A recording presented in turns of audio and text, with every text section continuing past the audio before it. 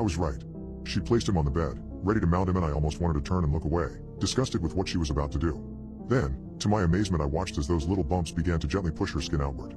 At first it wasn't noticeable. Just a slow curling of her back. Then suddenly the movement quickened and long pieces of bone broke out on either side. They made a cracking noise as I heard my wife scream out. I don't know if it was a sound of pleasure or pain.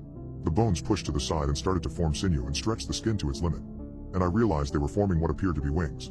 Her lean form bent over toward the man that she had been pleasing for the night, and I watched in abject terror as her mouth widened to reveal rows of sharp teeth, more than even a shark might have. Her lover's screams were now the ones that filled the void of the room. Blood splattered on our clean sheets. Muscle and skin ripped apart like wrapping paper. Her fingers gnawing into his open chest cavity like claws as she ripped out his beating heart and then began to chew on it like a piece of jerky. Her wings spread wide and she lifted her meal from the bed, moving him to the floor right in front of the camera to finish him off. I don't know how long she continued to eat. I couldn't bear to watch any longer.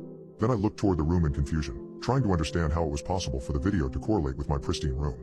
I never knew her to be a good cleaner, and surely there had to be some trace evidence of the body she had likely disposed of time and time again. Then I heard a noise behind me, and I turned to see her standing there. She saw that I was looking at the footage, and I am certain that if I could see my face it was likely paler than a ghost.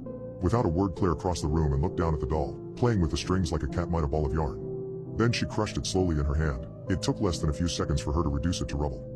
Moving to the bed, she crossed her legs and smiled at me that same way she had when we first started dating. "So, what happens now?" she asked.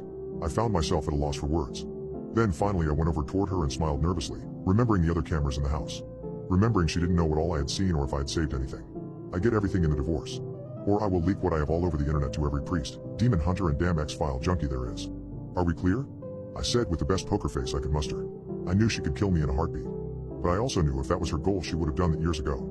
She needed me, for what I don't know. But all she did was nod and kiss me slowly. It was fun while it lasted. Wasn't it? She asked as she got up from the bed. I never saw her again after that night, and I hope I never do. Oh, and one more thing. I don't think I'm ever going to uninstall these cameras.